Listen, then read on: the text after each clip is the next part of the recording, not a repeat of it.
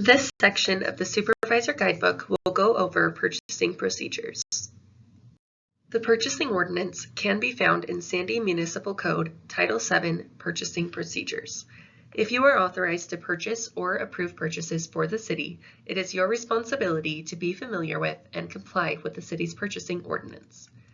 The city's purchasing ordinance has three purposes. 1. To provide for the economy, efficiency, and to encourage competition in city procurement activities. 2. To procure the best services, materials, and construction at the most reasonable cost to the city. And 3. To provide fair treatment of persons who conduct business or wish to do business with the city. When you purchase items for the city, please keep the following guidelines in mind.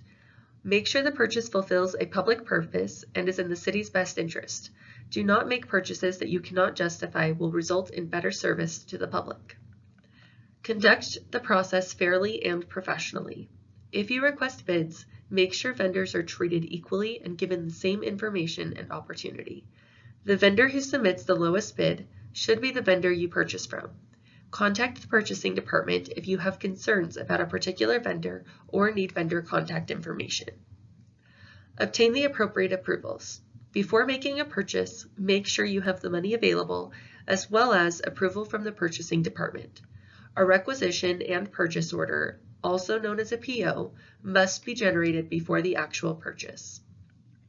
City Suite, the purchasing and accounts payable system, is intended to facilitate compliance with the city's purchasing ordinance and to make the compliance process as efficient as possible. The amount of the purchase will dictate the purchasing procedures that you will need to follow. Here are the categories of POs. Type 1 or A blanket is $2,000 and under.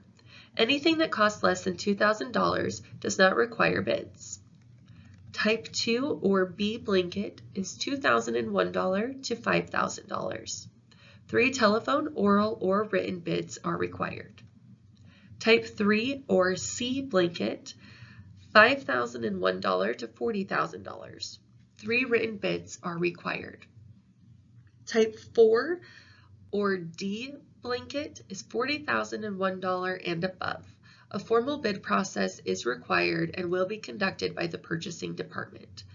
Please note that these thresholds are for the entire fiscal year and not an individual purpose. There are a few exceptions to these thresholds. Those exceptions include emergency purchases, professional services, and purchases from a state contract. These purchases have a separate process not necessarily tied to the price of the purchase. Approving requisitions and/or change orders should not be taken lightly. The system stores the name of the individual responsible for each step and timestamps when it was completed. You should make sure any step of any purchase that has your name on it is done timely and properly. You can do this by clearly understanding what is expected and by keeping your access to the system secure. The system is designed to help you by not letting you do things that you are not authorized to do. Using the system to make purchases will help keep you out of trouble. As an approver, you are responsible for making sure that the requisition was entered correctly and meets the criteria set forth in the purchasing ordinance.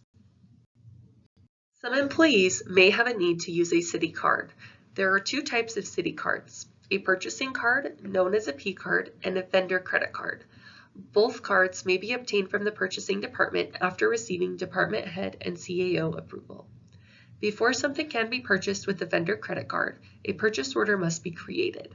Employees who use city cards are responsible to make sure that sales tax is not charged on purchases and that all receipts are kept. City cards should only be used by city employees for approved city business. Operations Manual Policy 4.2.1 describes how employees may obtain and use city-issued